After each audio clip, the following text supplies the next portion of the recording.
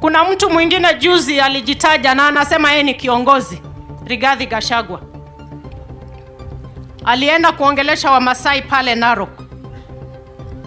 Akawaambia eti wafugaji wamezoea umaskini, wacha wabaki na umaskini wao. Ati Rigathi anasema wafugaji wamezoea kuishi kwa nyumba ya Manyatta, they don't need dignified housing.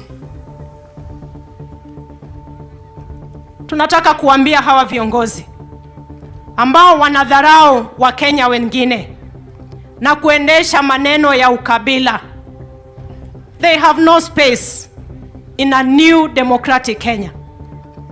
Leo tunasema watu wa Kerio Valley wanaungana na Wakenya wenzao kwa ile safari ambayo tunaenda Singapore of an industrialized Kenya. Ama watu wa Kerio Valley mnasema namna gani? Sisi hatujazoea umaskini, hata kama tumekuwa na umaskini, lakini tumesema enough is enough.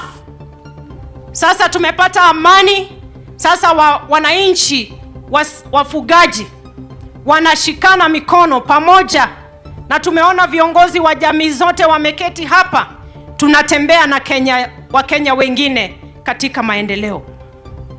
Na kwa wakati wa kwanza tangu Kenya kupata uhuru, serikali ya Kenya Kwanza imetambua mtoto mfugaji ni nani, na imetambua ya kwamba wafugaji ni watu wa maana katika nchi hii. Mimi nikisimama hapa, mimi ndiye mfugaji mama wa kwanza kuketi katika meza ya cabinet, ambapo uamuzi inafanywa wa kugawa rasilimali ya nchi. Na hakuna mtu atatuambia tena ya kwamba eti wafugaji wamezoea umaskini, kazi yao ni kupambana na banditry. Tumekataa hiyo kabisa, na tunasema washindwe kabisa. Ama nyinyi watu wa Tiaty mnasema namna gani? Washindwe kabisa. Na siku ya leo mtoto mfugaji ndiye anakalia kiti cha Ministry of Interior. Siku ya leo mtoto mfugaji kutoka Turkana yeye ni waziri.